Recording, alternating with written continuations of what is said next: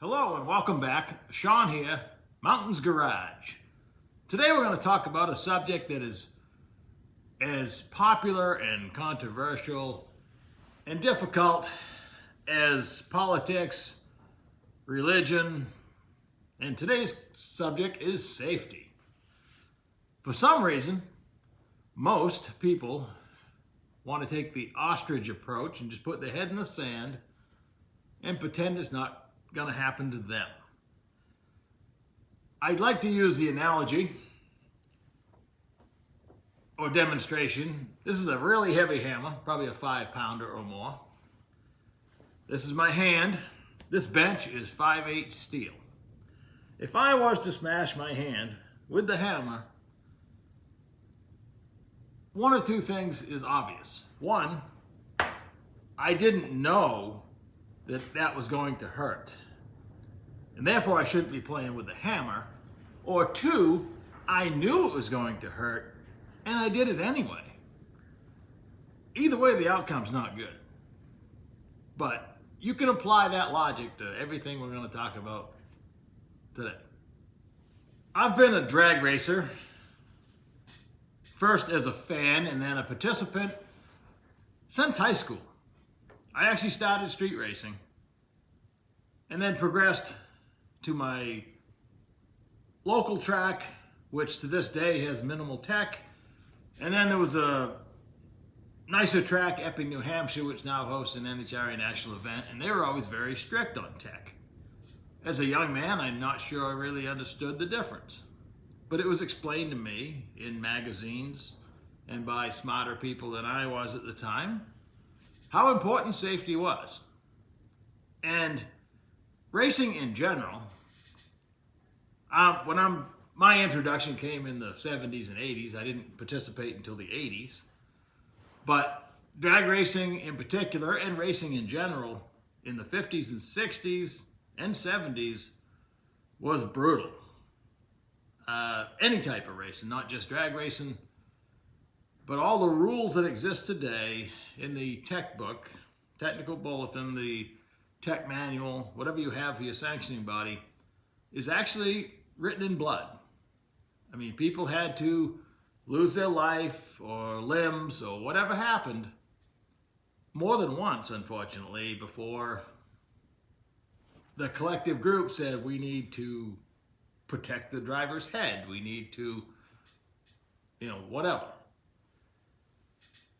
And over the years, it's gotten really safe. For instance, in stock car racing, I don't think anybody's died at the cup level since Dale Earnhardt, thanks to head and neck restraints for one thing. That's probably the most important thing that came out of that tragedy. And safer barriers and stuff like that. But most of your local tracks today, and no drag strips that I'm aware of, have safer barriers. So we're still crashing into cement. It took 50 plus years in NASCAR to realize that crashing into cement at a couple hundred miles an hour isn't the best situation. Many old drag strips, for instance, are still operating with steel guardrails, which pose a whole nother risk of coming up inside the car. That can get extremely ugly. But racing as a whole got safer. Drag racing is what I'm going to talk to again now, was in somewhat of a slump, popularity-wise, viewership-wise. And then some thought it was the end when it first came out, but it was really a revival of, for instance, Street Outlaws and that type of programming created a whole different fan base. To this day, on Monday nights, you're still watching many hours of drag racing in prime time. That's unheard of. It collected a whole different group of viewers, fans, a lot of young people. And then with the popularity of YouTube type stuff, Instagram, but mostly YouTube, there's a lot of, really popular YouTubers that have found drag racing to be their forte as well. The difference is, and this is where we have to go to a crossroads. If you're racing on the street, that's a whole nother level of risk and everything that we're not going to talk about. This video is about protecting the driver. And the same mistakes I see happening, and you'll start seeing it the same way I do if you don't already, when I point out a few things. Sanctioning bodies have came and went over the years, but the NHRA is still the gold standard, and a lot of the outlaw stuff will, if they have a rule book, will reference that manual, that tech manual, and further reference to the SFI specs that the NHRA calls out for chassis. It's all based on ET. The faster you go, the more pipe you need around the driver.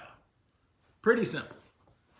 There's a lot of, mostly the YouTubers are guilty of this, that they are going way faster than the cage will allow, and they're running at tracks with no tech. A track without tech means nothing, because the first few pages in the introduction of the NHRA safety rulebook, for instance, tells you that safety is for you, the guy in the mirror. I'm making my own words here, but pleasing some tech guy because you got all the safe stuff is wrong. Your thinking is all wrong. Protect this guy. You know what I mean? You got to get up and go to work on Monday. You got things to do. You got a family that loves you.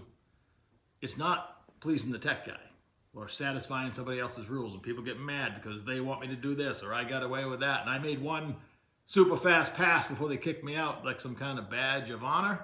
That's a badge of stupidity, because it's you. You're the first one on the scene when things go wrong. And that's the wrong time to wish you had the right gear. The goal of this video is to not get super technical and mired in the fine details, just safety in general. So we talked about the SFI spec on the cage. You need enough cage around you to protect you at the ET you're going to run. Let's talk about the driver's gear, what the driver's going to wear on the body. The SFI ratings, SFI 1, 5, 15, 20, you can pretty much double the number at the end of the SFI rating. So an SFI 1 suit, you have 2 seconds before your body has significant burns on it. I forget what level burn, but a burn nonetheless. So if you have a 15 suit, you get 30 seconds to get out. A 20 suit, you got 40 seconds to get out. That's if you're conscious and you're not relying on safety team to come get you. If there is a safety team, on TV, there's people running in flip-flops carrying the cell phone, and they're going to run down and save you. There is no safety crew. At a real national event, they're probably at your door before you're even out of the car or even thinking about getting the car stopped. They're rolling, and they're coming to save you. And you're going to be glad to see them. The rule books call out the minimum requirement for a suit, or pants and jacket. You can have a one-piece suit, you can have pants and jacket, required for your class. That's the minimum. Now, I wore a 15, and knowing what I know now, a 15 suit is thick and heavy. It's hot in the car. You're going to sweat. You might as well buy a 20 because you're going to sweat. There's no difference in suffering inside the car. But if things go bad, you're going to be glad you made the right choice. Boosted methanol. All the popular YouTubers are swapping to straight methanol with turbos or whatever, ProCharge or whatever they have. If you don't look like John Force or Ron Capps popping out of the hatch of their funny car, you're wearing the wrong gear. You need the boots, the long gloves, the neck sock, everything. The only one that comes to mind, and I've got to praise her, is Alex Taylor, Riding with Alex Taylor. Check out her YouTube channel. She's plenty popular. I'm sure you know who she is. She recently upgraded her gear, and she's wearing funny car stuff. And why not? It's a smart move, because you cannot see methanol burning. You can see what it's burning, like the fiberglass and other things will stop burning, but you can't see the fire. It's scary. If you really want what I'm saying to hit home, watch Lyle Barnett's video. Lyle Barnett was in a bad fire in an 8th mile. I believe it was a Radio versus the World car or something similar to that, where the head gasket blew out and it blew at the driver right through the firewall. He was in an inferno. He can show you the scars on his body where he had the improper safety equipment. He could say, well, I was only wearing a 3 glove and here's my skin grafts. And his eyes were welded shut at one point. I mean, he survived. He's still racing and kicking butt. But his video is worth watching. It's not for the weak at heart, that's for sure. The last thought on the driver's gear is flipping down your face shield, or your eyes will be in the fire. That plastic shield will provide you a few seconds to get things under control, and it's a few seconds your face will not be on fire. So watch on TV tonight or whenever you watch your favorite show or YouTube channel and see if the driver is dressed properly and what they're running for fuel, because that really matters. I mean, gasoline's scary enough, but you go to methanol, you really got to look like a funny car pilot because you are one. Now let's look around the driver. The rule book states all roll cage around the driver's head has to be padded. The offset padding, SFI spec padding, is, call it $20 for 3 feet of it, give or take. You'll be hard pressed to find anybody's roll cage padded. I like the ones that have the pads. That's becoming a popular trend where they pad both sides so your helmet can't bounce back and forth in a tire shake or an accident, because that killed the driver. But the actual just cheap, simple roll bar padding is pretty much missing in almost every vehicle I see, and I do not understand why. Because even just getting in and out of the car or working on it, when you bump your head, that's not any fun. And it's $20. That's one of the most common mistakes I see. The next one is the window net. What happened to the window nets? More and more you don't see them. The window net is there to keep your arms, head, feet, whatever, when you're barrel rolling inside the car so you don't die, and especially if you get a crash against the wall, that your head doesn't pop out and hit the cement. Another big concern. If you see a window net being used today, it's pretty rare. I say it's 80% not using a window net. I don't know why that's a thing now. How did that become a thing? When it's not like it's a sign of manliness to not have a window net. I mean, I don't get it. It's a $50 item at best with the mounting kit. I like my arms and legs and my head. I'm not going to be the same. I'm not that smart now. If I bang my head off the cement, I'm not going to get any smarter. If you have any sort of power adder, even if you don't, and you're going fast or quick, you should have an onboard fire system. Once again, we're not talking a lot of money. Way cheaper than a life flight helicopter to help control the fire until somebody's there to help you. Again, if you're conscious and you have the release in an area you can get it, whether the pin is in or not, a lot of people will argue. I pulled my pin out every time. I wanted it ready to use. I never had to use it. The fire systems themselves, you watch videos like Tom Bailey, who had a fire a year ago. He learned a lot about his fire system. That guy has been in the fives in a street car. He's doing it right, and he did some discovery, and he has an excellent video on the fire that he had and what he learned afterwards and what changes he's made to try to prevent having a bad one again. I mentioned this in my drive shaft video that I made on Saturday, but I'm a big fan of containing the drive shaft, because when you're buckled in, that is the closest component to you and the transmission that are going to hurt you. The popular phrase lately is the buck stops at the bell housing. That's the truth. Nobody wants to run the right stuff. Flex plate shield, transmission shield, proper drive shaft containment. When you're buckled in, that's your first neighbor. And it will reach out and grab you. It has no conscience whatsoever. So put some thought into that. It's been almost 10 years ago now, but drive shaft containment systems almost became a rule with anything with an altered floor due to a string of accidents that happened, but that didn't happen. So once again, you can't rely on people telling you what you need. You need to know what you need. You need to know this is going to hurt.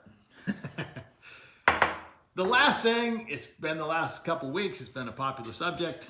The NHRA has now loosened the requirements for certain year factory stocked vehicles. They can now go 9 flat in the quarter mile, 100 and whatever. Really quick and fast with no safety gear. And people have debated it at length. I can't take credit for what I'm about to say. It was said by Chad Reynolds, the bangshift.com guy with the big beard. And it makes perfect sense and brings up a whole nother can of worms. The NHRA made a huge mistake. An insult to SEMA, the Specialty Equipment Marketing Association, who is trying desperately to get the RPM Act passed. The RPM Act will make it legal to alter a vehicle that originally had a VIN and emissions calibrations. The NHRA rule letting them go 9 flat, you can't go 9 flat on a showroom stock vehicle. That engine has been altered from its original emissions calibration and is no longer a street vehicle, so that should not get an exemption and a free pass on the cage because it's not legal to register and drive on the roads in all 50 states. And if you put all that together in plain English, unless the RPM Act gets passed, it is illegal to modify your vehicle if it's ever had 1 bit of emissions on it, if it's been removed. Will they catch everybody? No. But they can, and I believe the fine, rounded up, is $40,000 per infraction. And they can and will fine you if they find a reason to catch you in any way. If you have a shop and you're doing it, this is a whole nother video. Another subject nobody wants to talk about, but that is real right here in America right now. If you have an emissions vehicle, and we're talking late 60s on up, and it's been altered from its original emissions calibration, you know, all that junk under the hood, it's illegal. The RPM Act will allow us to make off-road only vehicles for racing. Not off-road and run it on the street. It's illegal to modify your street vehicle. It has been for decades. Nobody wants to hear that. Nobody wants to talk about it. That is fact. I didn't make the rules. I'm just telling you what is real. So that's a whole nother subject, but it's about as popular as this video in safety. So next time you're watching your favorite show, just look around and see if the person's doing it right or not. It'd be nice to just tap them on the shoulder, but you can't worry about what other people's choices are if they're not directly affecting you. And that's a whole nother can of worms in itself. If the last 2.5, 3 years has taught us anything, is people have different views on the same subject. And I wish we could all just get along harmoniously and learn from each other. So try to end on a positive spin. Thanks for watching. If you made it this far, I'm impressed. If you're subscribed, I'm even more impressed. It's the best deal going right now. They're still free. Have a great day.